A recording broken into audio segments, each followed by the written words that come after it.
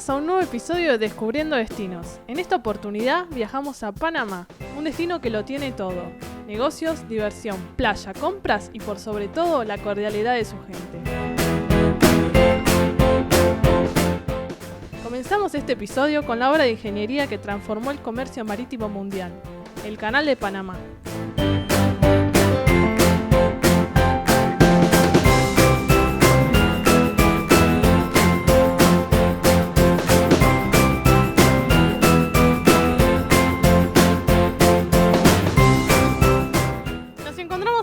Miraflores del Canal de Panamá, una obra de ingeniería muy importante a nivel internacional, ya que une el Océano Atlántico, el Mar Caribe con el Océano Pacífico y permite el tránsito de buques y cruceros a través de él. Un lugar imperdible si visitan Panamá.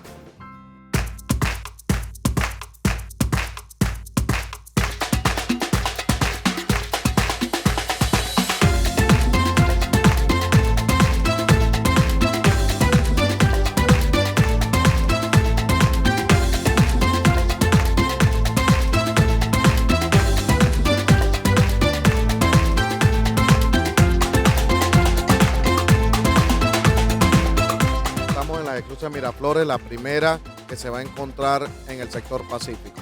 ¿Y cuántos barcos son los que circulan diariamente?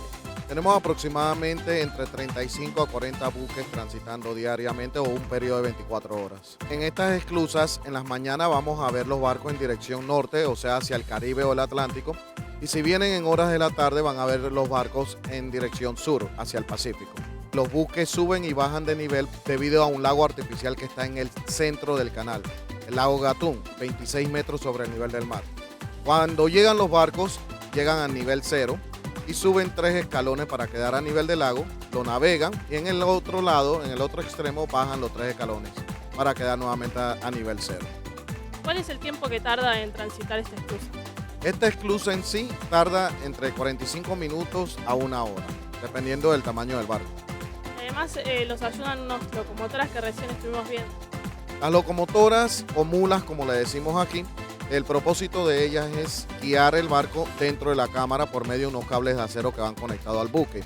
Esto no lo alan, simplemente lo ayudan a mantenerlo en el centro y también ayudan a frenar el barco. Ese es el propósito de ellas. ¿Cómo fue la construcción de este canal? Porque es muy importante. Bueno, la construcción del canal inició primero con los franceses. Querían hacer un canal a nivel, una gran zanja entre un océano y el otro. Ellos estuvieron por 20 años que no pudieron lograr hacer esta gran obra y Estados Unidos entonces entra en 1904 y termina el canal en 1914 haciendo un canal de esclusas, que era más fácil y más rápido. ¿Podrás realizar visitas guiadas para conocer esta maravilla de la ingeniería? Aquí en el centro de visitantes ya tenemos cerca más de 1 millón de visitantes al año. Tenemos películas que ofrecemos en 3 dimensiones y en alta definición. También tenemos 4 salas de exhibiciones donde ofrecemos la historia del canal, el funcionamiento, el futuro del canal y a la vez también los miradores, uno que está en el 4º piso, que es la mejor vista para los turistas y las mejores fotos. ¿Aproximadamente cuánto dura la visita? La visita yo les recomiendo a las personas que vayan a visitar aquí que por lo menos saquen 2 horas. Es muy importante también saber y preguntar en su hotel que le averigüen el horario de los barcos, porque muchas personas tienden a pensar que aquí siempre van a estar pasando los barcos todo el día, pero sí pasan los barcos, lo único que no están en este sector quizás en el momento dado y por eso es mejor saber el horario. No se puede venir a Panamá y no visitar el canal, que es tan importante. Es correcto, es como si nunca hubieran visitado si no vienen aquí. Muchas gracias por tu tiempo. Cómo no, a la orden, un placer.